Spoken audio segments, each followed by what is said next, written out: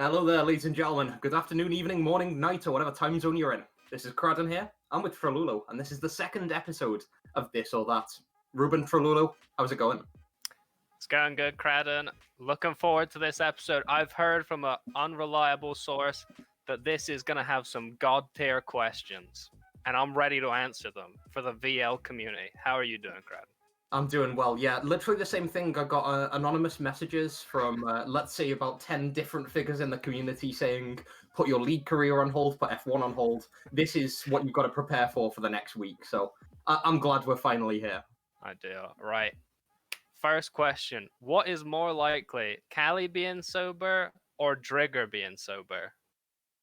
Oh, I love this. Yeah, go for it. Well, I don't know what Callie's like, sober or drunk. I don't have any knowledge of this. I just know that Drigger is permanently drunk. So I would have to go with Callie being sober is the more likely one of these two. Yeah, I suspect Drigger would be the drunk one if he edited the photo of himself, because it's not even really on the face, is it? Like, he's actually just copied it from episode 1. Like, this is production value that matches NSK's drafting value right here. So, yeah, Callie, with his slang, with his saying bookie a lot, with his sicko modes, and with his mumble rap, I can't interpret him at all, so he might be sober, might be drunk. I've really got no read on it, but if there's one thing I can guarantee, it's that Drigger's drunk most of the time, and if you don't know, it's when he posts life advice in general chat. So, yeah, I'll go for the Callie one. Alright, perfect. On to the next slide we go. What is the better synergy to have? Jungle and mid or jungle and support? Ooh, I guess do they mean in solo queue or in competitive fives? Well, it's a difference. Well, you could do both then if you want. What's your answer for solo queue? Solo queue, I'd say jungle and mid, because with jungle and support, you can CC chain all you like, you can ward the map, you can focus on objectives. But if your mid and top laner either die 20 seconds beforehand or just try a 10 and 0 Yasuo power spike, it's not going to happen. Whereas if you're jungle and mid, you can at least have a lane where you're stomping and focus around that lane and plow it into the enemy. So for solo queue, I think it's better to have jungle and mid, although I'd argue maybe ADC support's the better one for solo queue. And then for fives, yeah, jungle and support, you've got all the CC, you've got the engage timings, disengages, bit of peeling. Yeah, that's the one for me. Alright. For me, I'm going to have to say it's jungle and mid for both. If it was jungle and mid and support and mid, either one's fine for me. Whichever one's going to ward my lane for me, I'm happy with that one. But I'll be honest, if my jungle and support are working really well together, that means I'm probably not getting as much help as I could be. As a mid lane, I'm a greedy fuck. I want my jungler to be in my lane constantly. I'd have to go with jungle and mid, no matter what. I mean, if it's Bramps, you might have support in your lane constantly. True. Yeah, well, but then that would be mid and support, right? Yeah, jungle, mid, and support. I would prefer that third option as well as all three together. But, yeah, so scrap those. We're going with either mid and support or ADC and support. We've basically agreed that jungle's irrelevant. Yeah, go with camp mid. That's my idea. Regardless of your role, camp mid. Yeah. All right, on to the next one we go. The bigger man crush. Callie, next Yamato Cannon or CXLLY. I see the slider spelled it wrong. Nobody calls him Callie. There's no J on the end as well. It's obviously Cooksley J. Like, I mean, using plain English here. Like, Callie, next slide. It's done. Like Yamato Cannon. I mean, yeah, he's got the deep voice. He's got the bad boy image. He's got the analysis, but he's not fit to polish Callie's fucking sicko mode lyrics. Well, I'd have to disagree because I don't like British accents, and Callie unfortunately has a British accent, whereas Yamato Cannon does not. So I'd have to go with this absolute lad. Also, he looks like. Actually, no, I won't go into that. That's for a late time show. Yeah, well, yeah, well, I think that's enough of this slide. Yeah, we can all think of what he was going to say later on. Better bot laner. What you think, Syndra or Yasuo?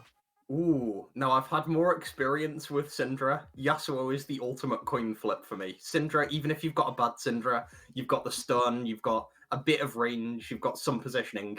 Yasuo, you're either brilliant or you're done. Like, whenever I've played with a Yasuo, whoever gets presence in lane at level 2 wins the lane, and that's massive.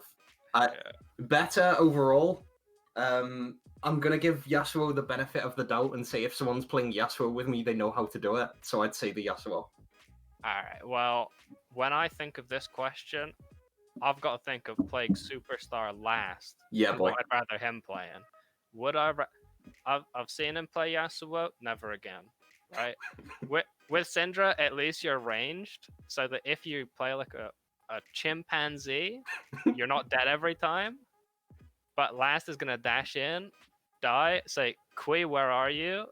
And then he's gonna do that 5 times and then the game's over. But on Syndra, he doesn't really have as much opportunity to do that. So I'd definitely prefer if last played Syndra. Yeah, Plus, I don't play Yasuo, so it's a better flex play. with the Yasuo as well, you've got time after you die to just throw those question marks in chat and then call your team something that we might say after the late show when we talk about what Yamato Cannon or Kali look like. Yeah, Exactly. the Syndra Yasuo, without revealing too much because we play each other on Thursday, Syndra's probably the champion that we use more consistently on NSK. Yasuo is, I think, too coin flippy for us. We'd have to train it really hard. So Alright. Syndra's the one I play more with, but Yasuo has the higher ceiling. I will be making notes as soon as this show ends to prepare for this game. Thank you very much for the freelo, my friend. That's the one, yeah. We're all going to run mid at level 3, and by which I mean all 10 players. Yeah, ideal. All right, on to the next one. The better. Who did this? Oh my god. This image on the left. Okay, all right. The better ship, Silver before CK and Lucy, or Drigger and himself? It's a will they like. I think one of the best things about shipping is it's not the actual relationship, it's how everyone else feels. It's how the community will push for that relationship, do the will they won't they thing, almost watch on with bated breath like weird perverts. And as a result, I think Drigger and Drigger, there's no shipping tension. The man is very self-confident, he loves himself, and there's nothing wrong with that. And for that reason, I don't think there's any dramatic shipping tension in there. Whereas I think every time Silverback has been approached with the prospect of being in a relationship with Lucy, he's immediately hightailed out of there. And that for me is the ideal ship. It's the romantic tension, and it is the will they won't they. No one knows what's going to happen, and yeah, that's going to fuel my fan fictions for years to come. So yeah, so if Silverback and Lucy, they pretty much are already a old married couple that is 50 years into the relationship. They're just arguing all day. That's what I like to see. That's the better ship for me. Drigger and Drigger, there's no arguments that go on. I mean, maybe not that we see, but there may be arguments in the Drigger ex-Drigger relationship. Oh, ex-Drigger, I like that actually. All right, never mind.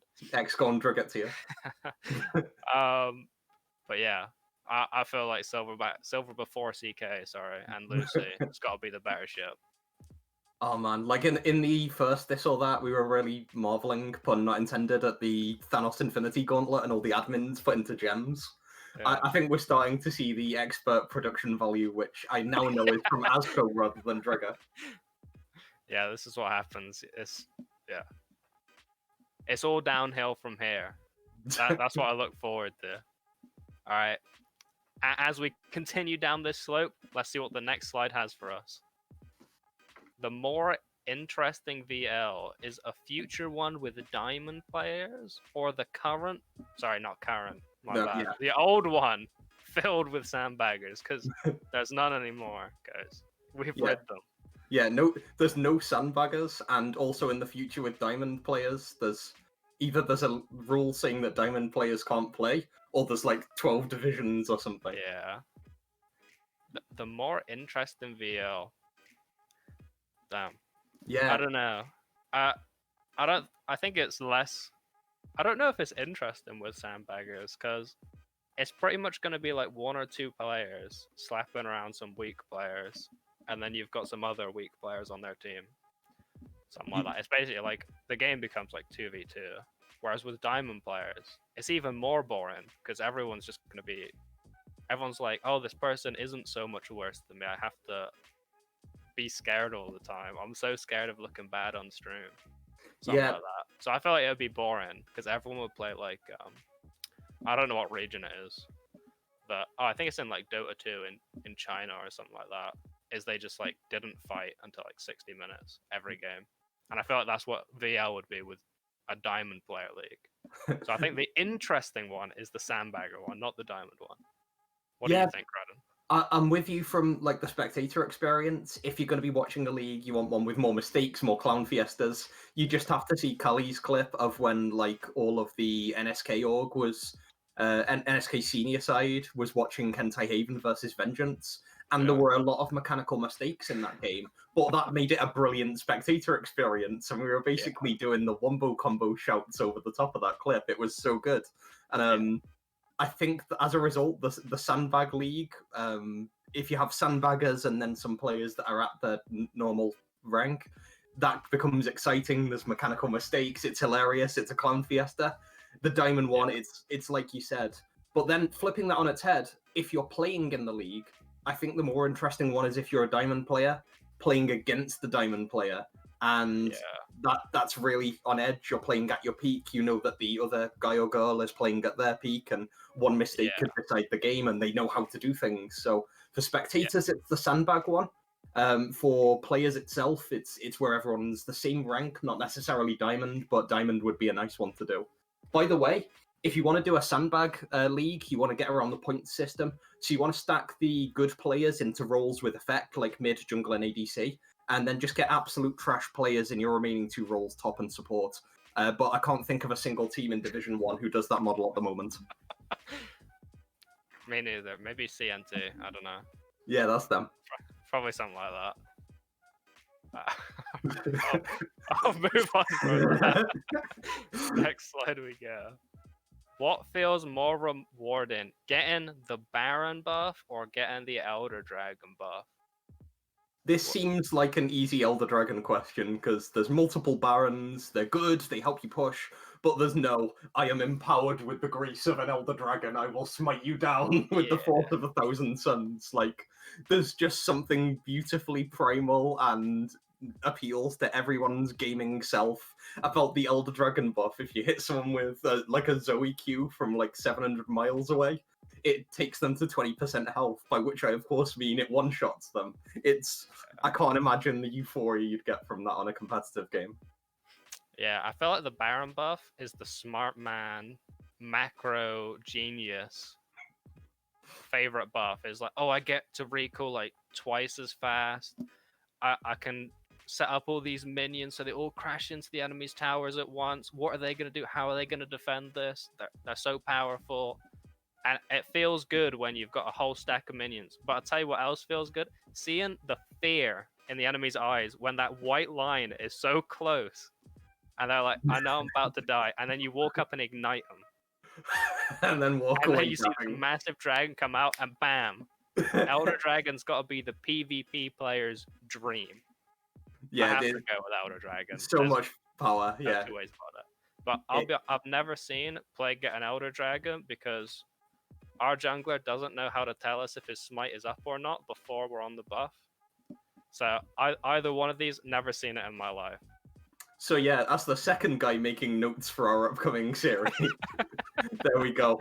Okay, that was our last slide. So thank you for watching. Hope you enjoyed. If you didn't, then why are you still watching rather than turning off halfway through? Yeah, we'll probably be back at some point with another one of these. I'm really enjoying these ones, and if you're watching before the Plague NSK series, it should be a good one to watch. If you're watching after, feel free to check Game 2 for how I entered again 0 and 15 on my Jungle Zillion. Cheers, guys, and have a good night.